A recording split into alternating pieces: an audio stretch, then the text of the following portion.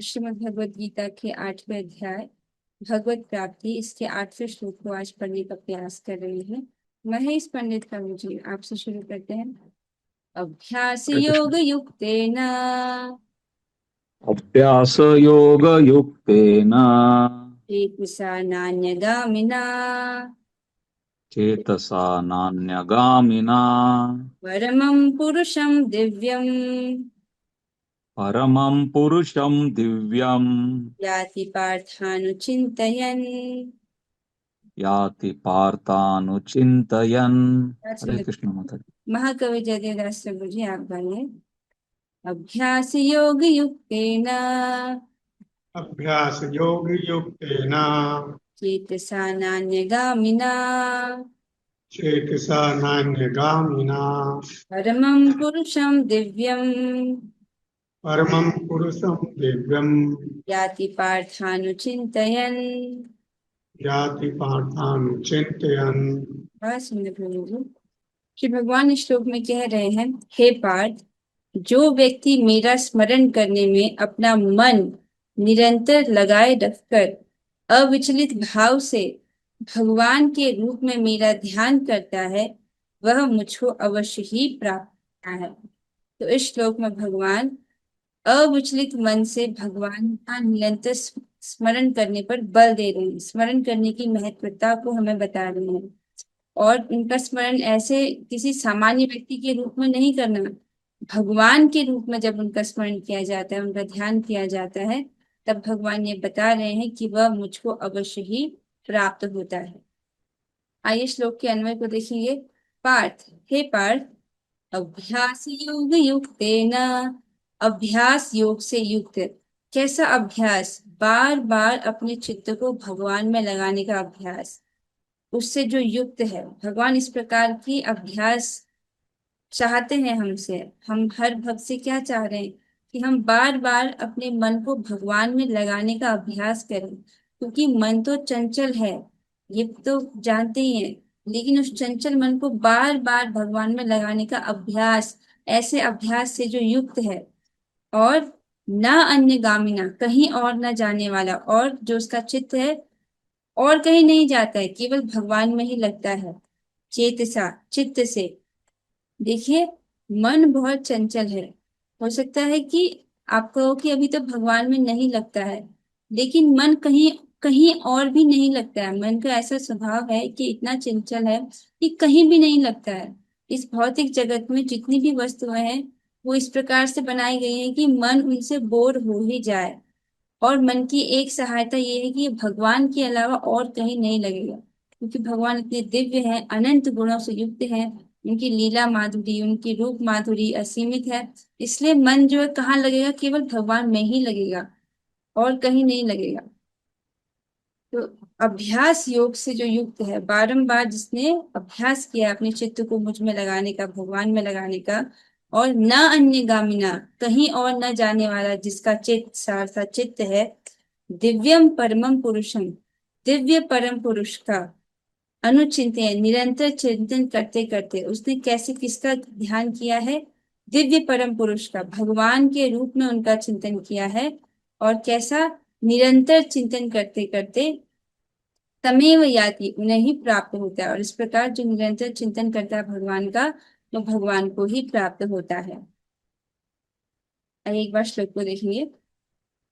अभ्यास योग युक्तेन, जो अभ्यास योग से युक्त है, चेतसा नान्यगामिना, और जिसका चित्त और कहीं नहीं जाता है, उसका चित्त बार बार भगवान में लगाने के कारण इतना पवित्र हो गया है कि अब और कहीं नहीं जाता है।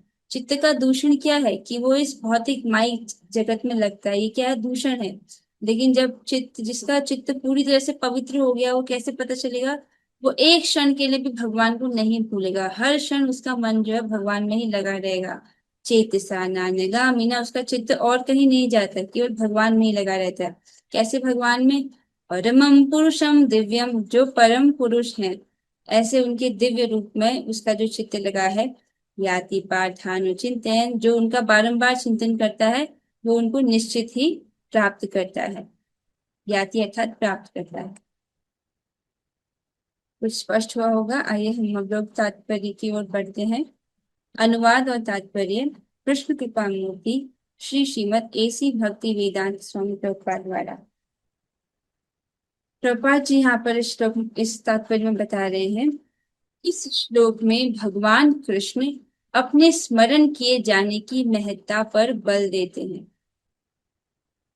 पिछले 2 श्लोकों में भगवान ने बताया कि मृत्यु के समय व्यक्ति का जो मन है वो उन विचारों से प्रभावित होता है जिसका अभ्यास उसने पूरे जीवन भर किया था। जिसका स्मरण वो पूरे जीवन भर करता है, ऐसे विचार मृत्यु के समय पर व्यक्ति को प्रभावित करते हैं। इसीलिए इस श्लोक में भगवान अपने स्मरण की महत्ता पर बल देते हैं कि तुम बारंबार मेरा स्मरण कर। हाँ, मन चंचल है, लेकिन बारंबार अभ्यास योग युक्तेन, ऐसे अभ्यास से तुम युक्त हो। महामंत्र हरे कृष्ण का जप करने से कृष्ण की स्मृति हो आती है। भगवान के शब्दोच्चार ध्वनि के जप तथा श्रवण के अभ्यास से मनुष्य के कान, जीभ तथा मन व्यस्त रहते हैं। चलिए एक बार करके देखते हैं। हरे कृष्णा कृष्ण कृष्ण हरे हरे, हरे राम राम राम हरे हरे। तो जब आपने अभी हरे कृष्ण बोला, इसमें कान भी व्यस्त रहते हैं, जीभ भी व्यस्त रहता है और मन भी व्यस्त रहता है। इस ध्यान का अभ्यास अत्यंत सुगम है और इससे परमेश्वर को प्राप्त करने में सहायता मिलती है। तो प्रभुपाद जी हमें एक सिंपल विधि बता रहे हैं कि कैसे स्मरण करो। तुम हरे कृष्ण महामंत्र का जप करो। ये जो इस प्रकार से भगवान का जो ध्यान करना है बहुत सुगम है, क्योंकि भगवान अपने नाम में ही है, नाम से अभिन्न है, और इस प्रकार से परमेश्वर को प्राप्त करने में सहायता मिलती है। पुरुषम का अर्थ भोगता है। अब पुरुषम शब्द कहाँ आया है, यहाँ पर वापस चलते हैं श्लोक में। परमं पुरुषम दिव्यम याति पार्थानुचिंतयन्। ये जो पुरुषम शब्द है यहाँ पर, इसका अर्थ है भोक्ता। पुरुषम का अर्थ भोक्ता है। यद्यपि सारे जीव भगवान की तटस्थ शक्ति हैं, किंतु वे भौतिक कल्मश से युक्त हैं। वे स्वयं को भोक्ता मानते हैं, जबकि वे होते। तो तटस्थ शक्ति जो जीव है, तटस्थ अर्थात उसके पास हमेशा ये चॉइस है कि वो भगवान की बहिरंगा शक्ति का आश्रय ले या अंतरंगा शक्ति का आश्रय ले। जब जीव बहिरंगा शक्ति का आश्रय लेता है, तब वो अपनी पहचान अपने शरीर से करता है, अपने आप को भोक्ता मानता है और अपनी इंद्रियों को तृप्त करने में ही सुख का अनुभव करता है। ये बहिरंगा शक्ति का प्रभाव है। तो ऐसी अवस्था में कहेंगे कि जो जीव है वो भौतिक कल्मश से युक्त है, क्योंकि जीव भोक्ता नहीं है, जीव क्या है, भगवान का दास है। लेकिन जब जीवात्मा ये चॉइस करता है कि मैं भगवान की अंतरंगा शक्ति के आश्रय में रहूंगा, भगवान की भक्ति के आश्रय में रहूंगा, तब वो भगवान के दास के रूप में कार्य करता है और अपनी इंद्रियों से भगवान को प्रसन्न संतुष्ट करने का प्रयास करता है। तो जीवात्मा का भौतिक कल्मश क्या है, जब वो अपने आप को भोगता समझे, ये सोचे कि मैं इंजॉय हूँ, ऐसा उसका कल्मश है, जबकि वो ऐसा होता नहीं है, वो भगवान का नित्य दास है। यहाँ पर स्पष्ट उल्लेख है कि भगवान ही अपने विभिन्न स्वरूपों तथा नारायण, वासुदेव आदि स्वांशों के रूप में परम भोक्ता है। तो भगवान के विभिन्न स्वरूप है, चाहे नारायण, वसुदेव, उनके जो स्वांश रूप है, उनमें क्या है, भगवान परम भोक्ता है। भक्त हरे कृष्ण का जप करके अपनी पूजा के लक्ष्य परमेश्वर का इनके किसी भी रूप, नारायण, कृष्ण, राम आदि का निरंतर चिंतन कर सकता है। ऐसा करने से वह शुद्ध हो जाता है और निरंतर जप करते रहने से जीवन के अंत में वह भगवत धाम को जाते हैं। बहुत सुंदर प्रभुपाद जी यहाँ पर बता रहे हैं। देखिए, भगवान अपने आप को अनेक स्वांश रूपों में प्रकट करते हैं, चाहे वो नारायण का हो, कृष्ण का हो, या राम का हो, या आदि, अर्थात ऐसे भगवान के अनेक रूप हैं। तो भक्त जो है, इनमें से किसी भी रूप का निरंतर चिंतन कर सकता है। जब भक्त इस प्रकार से भगवान का चिंतन करता है तो क्या होता है, ऐसा करने से वह शुद्ध होता है और निरंतर जप करते रहने से जीवन के अंत में वह भगवत धाम को जाता है। यही हम सभी चाहते हैं। तो यहाँ पर देखिए कितना सुंदर चित्र रखा है नारायण भगवान का, श्री श्री राधा रमन का, अर्थात जो भगवान को कृष्ण रूप में चिंतन करना चाहता है, या कोई भगवान को श्री राम के रूप में चिंतन करना चाहता है, जिस भी रूप में करे, ऐसा करने से मनुष्य जो है शुद्ध होता है, उसका चित्त शुद्ध होता है। और साथ में उसमें क्या करना है, निरंतर हरे कृष्ण महामंत्र का जप करना है। ऐसा करने से प्रभुपाद जी आश्वासन दिला रहे हैं कि वो जीवन के अंत में भगवत धाम को जाता है। आगे बढ़िए। योग अंतःकरण के परमात्मा का ध्यान है। इसी प्रकार हरे कृष्ण जप द्वारा मनुष्य अपने मन को परमेश्वर में स्थिर करता है। योग क्या है? हमारे हृदय में जो परमात्मा बैठे हैं उनका ध्यान करना ही योग है। इसी प्रकार जब कोई व्यक्ति हरे कृष्ण महामंत्र का जप करता है, क्योंकि हरे कृष्ण महामंत्र भगवान का नाम अवतार है। जैसे भगवान युगा अवतार लेते हैं, गुणा अवतार लेते हैं, उनके श्वास अवतार होते हैं, वैसे ही भगवान ने कलयुग के जीवों के लिए नाम का अवतार लिया है। नाम के रूप में स्वयं भगवान प्रकट है। तो हरे कृष्ण के जप के द्वारा मनुष्य अपने को परमेश्वर में स्थिर करता है। जब आप हरे कृष्ण महामंत्र का जप कर रहे हो, हरे कृष्ण महामंत्र केवल साधन नहीं है, ये साध्य भी है। मीन स्वयं भगवान ही आपके साथ है। अब प्रभुपाद जी आगे बताते हैं कि देखिए, मन चंचल है, अतः आवश्यक है कि मन को बल पूर्वक कृष्ण चिंतन में लगाया जाए। यहाँ पर प्रभुपाद जी कह रहे हैं कि मन तो चंचल है, इधर उधर भागेगा, लेकिन आपको क्या करना है, बल पूर्वक कृष्ण चिंतन में लगाया जाए। ये मन को प्रशिक्षित करने का ही तो नाम कृष्ण भावनामृत है। यही तो अभ्यास हमको कराया जा रहा है कि मन को प्रशिक्षित करना है। आप समझ रहे हैं? अगर मन को प्रशिक्षित नहीं करेंगे तो क्या होगा, वापस से हम इस भौतिक जगत में फंस जाएंगे। ये जो 84 लाख योनियां हैं, मनुष्य का, कुत्ते का, पेड़ पौधों की योनि है, इनमें फिर फंस जाएंगे।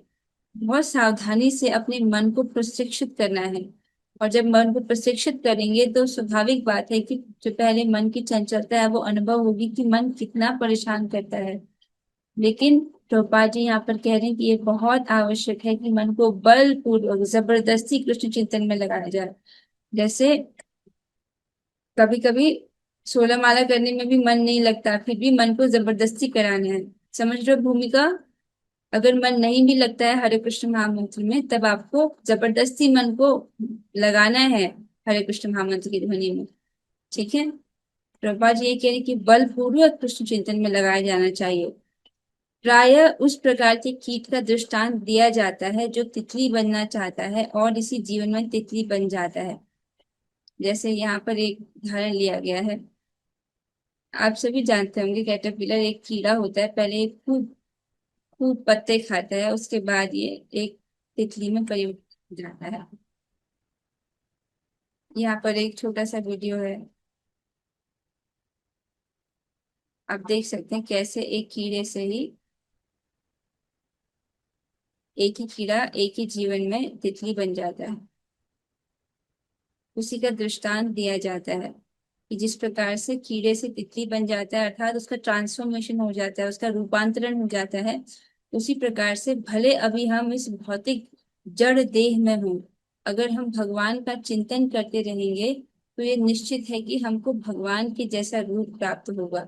ये आश्वासन प्रभुपाद जी हमको दे रहे हैं। क्या कहते हैं प्रभुपाद जी? इसी प्रकार यदि हम निरंतर कृष्ण का चिंतन करते रहें, निरंतर कृष्ण का चिंतन करते रहें, तो यह निश्चित है कि हम इस जीवन के अंत में कृष्ण जैसा शरीर प्राप्त कर सकेंगे। कितना सुंदर है ना? आज देखिए इस शरीर में हमारी कितनी सीमाएं हैं, कितनी बाध्यताएं हैं। इस शरीर को भोजन कराना पड़ता है, इस शरीर को सुलाना पड़ता है, नींद अधिक आए तब हम जप नहीं कर पाते हैं। इस शरीर में थोड़ा सा भी कष्ट हो तो कितना कष्ट होता है, बुखार हो सकता है, बीमारियां हो सकती हैं, बुढ़ापा, ये सब इस शरीर के साथ परेशानियां हैं।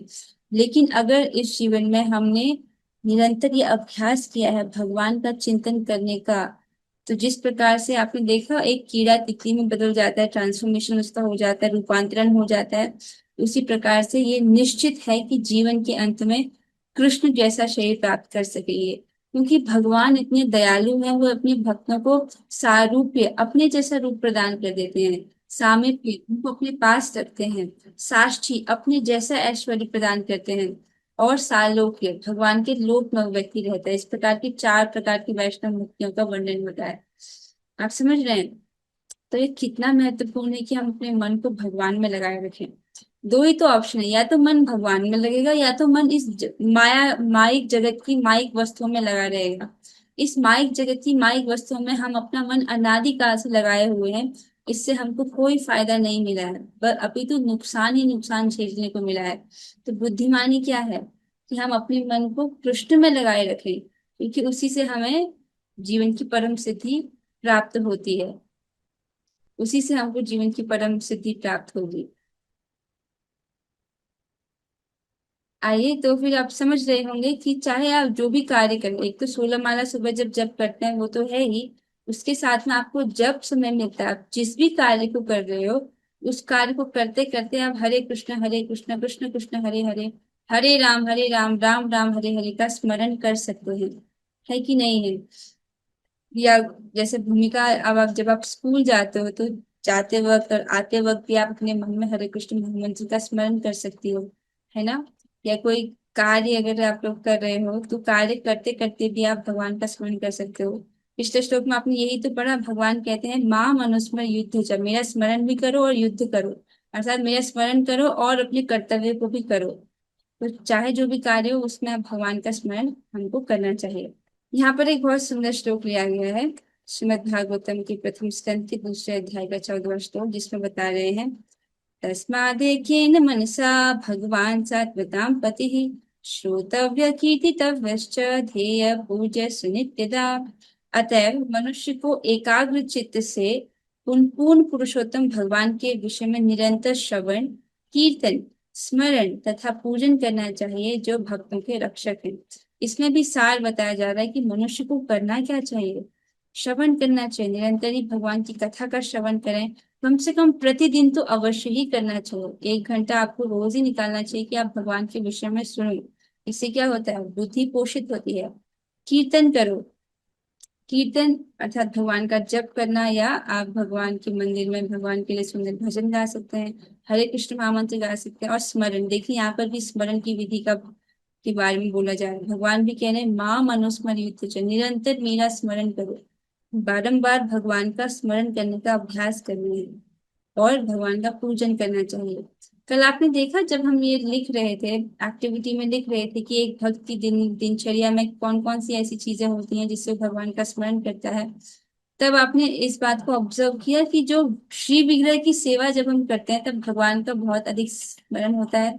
एक भक्ति कार्यकलाप में श्री विग्रह की सेवा यदि हो तो भगवान का स्मरण सहज ही हो जाता है। तो पूजन अर्थात श्री विग्रह का पूजन करना। तो इस प्रकार से मनुष्य को अपना जीवन में श्रवण, कीर्तन, स्मरण, पूजन ये जो है करना चाहिए।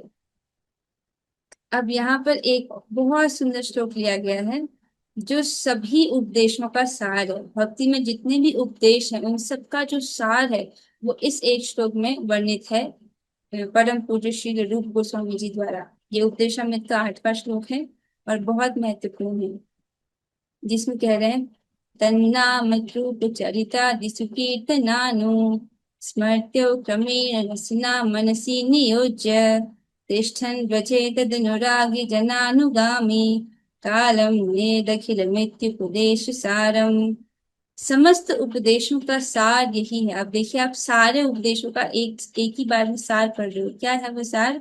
समस्त उपदेशों का सार यही है कि मनुष्य अपना पूरा समय 24 घंटे श्री भगवान के दिव्य नाम, दिव्य रूप, गुणों तथा नित्य लीलाओं का सुंदर ढंग से कीर्तन तथा स्मरण करने में लगाए, जिससे उसकी जीव तथा मन क्रमशः व्यस्त रहे।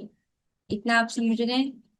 हो सके, यहाँ पर तो टोपा जी ने स्पष्ट अनुवाद किया है कि 24 घंटे, लेकिन 24 घंटे अभी हमसे कहाँ हो पाता है। जितना भी हमसे हो पाए अधिक से अधिक समय में क्या करने कहा जा रहा है कि भगवान के नाम का, उनके दिव्य रूप का, उनके गुणों का, उनकी नित्य लीलाओं का सुंदर ढंग से कीर्तन करना और स्मरण करने में लगा है, जिससे उसकी जीभ तथा मन क्रमशः व्यस्त रहे। तो हमारी जीभ को और मन को भगवान के नाम, रूप, गुण, लीला में हमको व्यस्त करके रखना है। ये समस्त उपदेशों का सार है। और फिर कहते हैं इस तरह उसे ब्रज अर्थात गोलोक वृंदावन में निवास करना चाहिए और भक्तों के मार्गदर्शन में भगवान श्री कृष्ण की सेवा करनी चाहिए। ये बहुत महत्वपूर्ण है कि हम भक्तों की संगति में रहकर भगवान का भजन करें, क्योंकि आपने देखा भरत महाराज के उदाहरण से, भरत महाराज बहुत आगे प्रगति कर गए थे भक्ति में, लेकिन क्योंकि उनको भक्तों की संगति प्राप्त नहीं थी। अगर भक्तों की संगति प्राप्त होती तो भक्त उनको सचेत करते कि आप पूरा साम्राज्य छोड़ करके अब आप हिरण की आसक्ति में पड़ गए हैं, तो भक्तों की संगति में होते तो भक्त उनको सचेत कराते ना। तो ये गलती हमें नहीं करनी है। तो क्या करना है, भक्तों की संगति में रह के भगवान की सेवा करनी है, और मनुष्य को श्री भगवान के उन प्रिय भक्तों के पद चिन्हों का अनुगमन करना चाहिए जो उनकी भक्ति में प्रगाढ़ता से अनुरक्त है। अर्थात मनुष्य जिस भी रस में है, शांत रस, दास्य रस, साक्ष्य रस, वात्सल्य रस और मधुर रस, इसमें से किसी भी रस में यदि वो है तो उसको उस रस में जो भक्त हैं उनके पद चिन्हों का अनुगमन करना चाहिए जो उनकी भक्ति में प्रगाढ़ता से अनुरक्त है। यहाँ पर ध्यान देने वाली बात यह है कि प्रभुपाद जी ने अनुवाद में बताया कि 24 घंटे भगवान के नाम, रूप, गुण, लीला इनका सुंदर ढंग से कीर्तन और स्मरण करने में लगा है। यहाँ पर भी स्मरण करने के महत्ता को दर्शाया गया है। अब देख रहे हैं, हमको अपना मन बारंबार भगवान में लगाने का अभ्यास करना है। यही अभ्यास हमको मृत्यु के समय में काम आएगा। इसी अभ्यास के द्वारा क्या होगा, रूपांतरण होगा। जैसे आपने देखा कीड़े से तितली बन गई, वैसी रूपांतरण क्या होगा, आपका इस जड़ जड़ देह से रूपांतरण क्या होगा, भगवान के जैसा आपको दिव्य सुंदर शरीर प्राप्त होगा। तो इसीलिए थोड़ा सा क्लेश तो होगा शुरुआत में, मन को बार बार खींचने में, बार बार अभ्यास करने में, लेकिन इसका फल कितना मीठा है कि नहीं। तो इसलिए प्रयास करना चाहिए अपने मन को, अपने जीव को क्रमशः भगवान के नाम, रूप, गुण, लीला इसका स्मरण करने में, कीर्तन करने में सुंदर ढंग से व्यस्त रखना चाहिए। एक और श्लोक है जिसमें और स्मरण की महत्ता पर भगवान ने बल दिया है। ये श्रीमद् भगवद गीता के 12वें अध्याय का 6वां और 7वां श्लोक है। इस अध्याय का नाम ही भक्ति योग है, जिसमें भगवान ने कहा है, ये तो सर्वाणि कर्माणि मयि सन्न्यस्य मत्पराः अनन्येनैव योगेन मां ध्यायन्त उपासते तेषामहं समुद्धृता मृत्यु संसार सागरात् भवामि नाचिरात् पार्थ मय्यावेशित चेतसाम्। जो अपने सारे कार्यों को मुझ में अर्पित करके तथा अविचलित भाव से मेरी भक्ति करते हुए मेरी पूजा करते हैं और अपने चित्तों को मुझ पर स्थिर करके निरंतर मेरा ध्यान करते हैं, उनके लिए हे पार्थ मैं जन्म मृत्यु के सागर से शीघ्र उद्धार करने वाला हूँ। तो यहाँ पर भी भगवान देखिए स्मरण के महत्व पर बल दे रहे हैं। पहले भगवान ने कहा जो अपने सारे कार्यों को मुझे अर्पित करते हैं, जैसे भगवान ने पिछले श्लोक में कहा था कि मेरा स्मरण भी करो और अपने कर्तव्यों को भी करो। तो जितने भी कार्य हैं उसको भगवान को अर्पित करना, फिर अविचलित भाव से मेरी भक्ति करते हुए मेरी पूजा करनी, और जो क्या है निरंतर ही भगवान की भक्ति कर रहे हैं और अपने चित्तों को मुझ पर स्थिर करके। देखिए यहाँ पर भी भगवान कह रहे हैं कि जिनका चित्त मुझ में स्थिर हो गया है, बारंबार इस प्रकार से अभ्यास करने से भगवान का हरे कृष्ण कृष्ण कृष्ण हरे हरे, हरे राम राम राम हरे हरे, बारंबार इस पर चित्त को स्थिर करने से जो भगवान का निरंतर ही ध्यान करते हैं उनके लिए भगवान क्या कह रहे हैं, उनके लिए हे पार्थ मैं शीघ्र ही उनका उद्धार करने वाला हूँ, जन्म मृत्यु के सागर से शीघ्र उनका उद्धार करने वाला हूँ। तो इस श्लोक में भी आप देख रहे हो भगवान चित्त को उन पर स्थिर करने में बल दे रहे हैं। इस बात को भगवान भगवद गीता में कई श्लोकों में कहते हैं, मयि अर्पित मनोबुद्धि, जिसकी बुद्धि और मन और बुद्धि मुझ में अर्पित है, कई बार इसको बोलते हैं जिसका मन मुझ में लगा हुआ है वो शीघ्र ही जो है भगवान उस पर अनुग्रह करते हैं, कृपा करते हैं। तो ये एक ही बात है, लेकिन भगवान उसको बारंबार भगवद गीता में कहते हैं क्योंकि ये बात बहुत महत्वपूर्ण है। कौन सी बात है ये, बारंबार भगवान के चिंतन का अभ्यास करना। ठीक है, भगवान को प्राप्त करने के लिए भक्त अपने मन को कृष्ण में पूर्णतया एकाग्र करे, वह कृष्ण के लिए ही कर्म करे, चाहे वह जो भी कर्म करे लेकिन वह कर्म केवल कृष्ण के लिए होना चाहिए। भक्ति का यही आदर्श है। जैसे भगवान ने कहा था मां मनुस्मर युद्ध च, कि मेरा स्मरण करते हुए युद्ध करो, अर्थात मेरा स्मरण करो और अपने कर्तव्यों को भी करो। तो प्रभुपाद जी समझा रहे हैं चाहे वो जो भी कर्म करे वो कर्म केवल कृष्ण के लिए होना चाहिए। भक्ति का यही आदर्श है। भक्त भगवान को प्रसन्न करने के अतिरिक्त और कुछ भी नहीं करना चाहता। यस, ये कृष्ण भावना भावित व्यक्ति का लक्षण है कि वो क्या सोचता है कि मैं अपने कार्यों से भगवान को प्रसन्न करूं। जबकि एक कृष्ण भावना विहीन व्यक्ति क्या सोचता है कि मैं कैसे अपनी इंद्रियों को तृप्त करूं। तो भक्त क्या चाहते हैं कि वो भगवान को प्रसन्न करना चाहता है। जो भी प्रयास आप कर पाओ उसका उद्देश्य यही होना चाहिए कि भगवान मेरे इस प्रयास से प्रसन्न संतुष्ट हो जाए, श्रीमती राधिका रानी जी मेरे इस प्रयास से प्रसन्न संतुष्ट हो जाए। इस प्रकार से आपको सोचना चाहिए।